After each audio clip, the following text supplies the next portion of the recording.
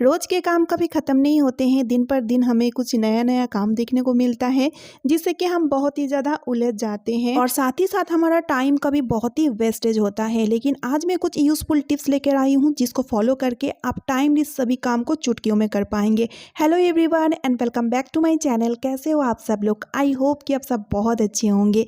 तो चलिए आज का वीडियो शुरू करते हैं।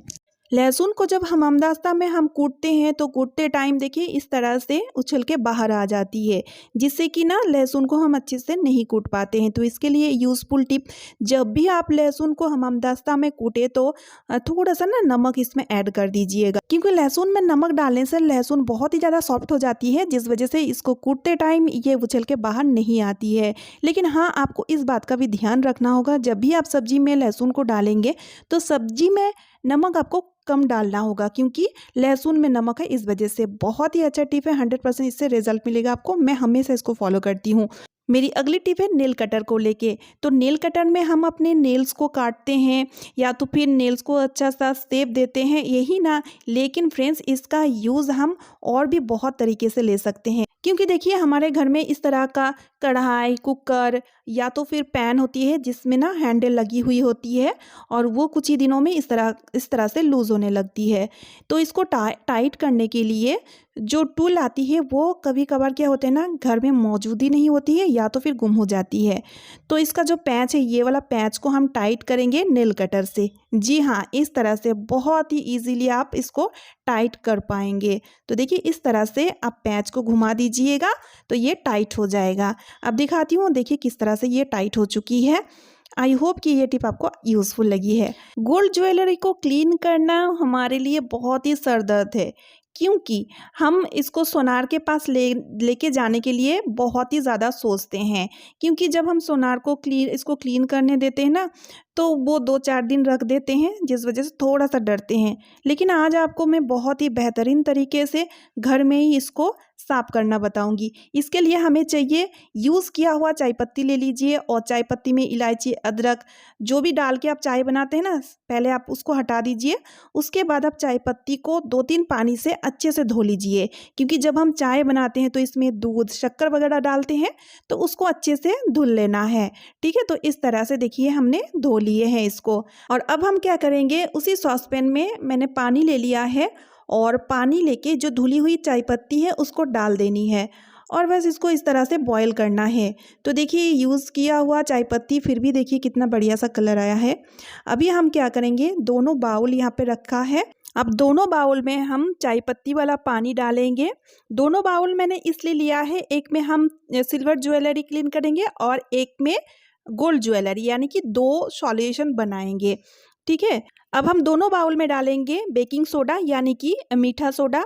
दोनों बाउल में डाला जाएगा और अच्छे से मिला लीजिएगा इस तरह से।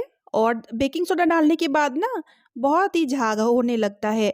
और फिर हम डालेंगे डिटर्जेंट पाउडर, दोनों में ही डिटर्जेंट पाउडर डालेगा, और इसको भी डाल के इस तरह से मिलाना है। जो भी इंग्रेडिएंट हम डालेंगे उसको हम मिलाते भी जाएंगे। अब यहाँ पे ट्विस्ट है, यानी कि अब दोनों बाउल में 2 चीज़ डाला जाएगा। तो पहला वाला जो बाउल है उसमें मैंने कोलगेट डाल दिया है, ठीक है, और कोलगेट डाल के इसको पहले हम अच्छे से मिला लेंगे। और ये सिल्वर ज्वेलरी के लिए ये सॉल्यूशन बना है। तो सिल्वर ज्वेलरी जो हमें क्लीन करनी है उसको हमने इसमें डाल दिए हैं, और इसको कुछ देर के लिए छोड़ना होगा। अब दूसरी वाली जो बाउल है तो उसमें हम थोड़ा सा हल्दी डालेंगे, और इसको भी हम अच्छे से मिला लेंगे। तो ये सॉल्यूशन जो बना है ना, ये गोल्ड ज्वेलरी के लिए बना है। अब जितने भी गोल्ड ज्वेलरी हमें क्लीन करनी होगी, सभी गोल्ड ज्वेलरी को हम इस तरह से इस सॉल्यूशन में हम डाल देंगे। तो देखिए ये जो सॉल्यूशन है ना, ये बहुत ही कारगर है, ज़रूर से एक बार ट्राई कीजिएगा। तो अभी इसको हम भीगने के लिए छोड़ देंगे आधा घंटे के लिए। आधा घंटा इसको हमने छोड़ दिए थे, और बस अभी इसको क्लीन करना है। तो सबसे पहले हम गोल्ड ज्वेलरी को क्लीन करेंगे। सिल्वर ज्वेलरी को हम साइड करके रख दिए। अभी गोल्ड ज्वेलरी जो है ना उसको एक एक करके निकाल लेंगे, और एक पुराना टूथब्रश के मदद से इसको हल्के हाथों से रब करना है। ध्यान रखिएगा, क्योंकि ज्वेलरी में ना बहुत ही बारीकी वाला काम होता है, तो थोड़ा सा ध्यान रख के इसको रब करना है। ठीक है, और मतलब जिस जिस ज्वेलरी को हम बहुत ही कम वेयर करते हैं, जैसे कि बैंगल या तो फिर नेकलेस, तो उसमें उतनी गंदगी वगैरह होती नहीं है, तो उसको उतना क्लीन करने की ज़रूरत नहीं है। और जैसे कि चेन वगैरह जिसको हम डेली वेयर करते हैं उसमें बहुत ही मिट्टी लगी हुई रहती है, तो उसको ना थोड़ा-सा ध्यान रखते हुए ब्रश से इस तरह से रब कीजिएगा। ठीक है, तो देखिए इयररिंग वगैरह सभी को मैंने इस तरह से क्लीन कर लिया है। अभी साफ़ पानी से इसको हम धो लेंगे। तो फ्रेंड्स आप देख ही सकते हैं कितना सा शाइन बहुत अच्छा क्लीन हो चुका है।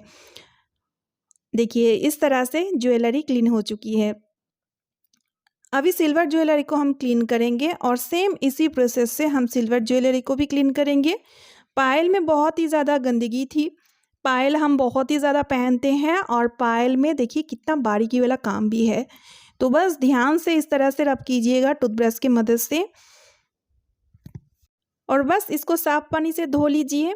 और फ्रेंड्स और एक बात, आपको अगर ज्वेलरी क्लीन करनी है और उस टाइम अगर आपके पास यूज़ किया हुआ चाय पत्ती नहीं है तो आप क्या कीजिएगा, पानी और चाय पत्ती से सॉल्यूशन बना सकते हैं। ठीक है, तो बस इस तरह से ज्वेलरी हमारा क्लीन हो चुका है। तो अब से और ज्वेलरी को क्लीन करने के लिए कोई भी चिंता, कोई भी टेंशन नहीं है। अब घर बैठे बहुत ही इजीली इस तरह से ज्वेलरी को क्लीन कर सकते हैं। मेरी अगली टिप भी बहुत ही यूज़फुल है शर्ट का बटन को लेके। अक्सर आप देखे होंगे शर्ट का बटन टूटने लगता है, तो इसको सिक्योर करने के लिए अच्छे से फिक्स करके, मतलब परमानेंट तरीके से इसको सिक्योर करने के लिए एक यूज़फुल टिप आपको लेना है ट्रांसपेरेंट वाला नेल पेंट।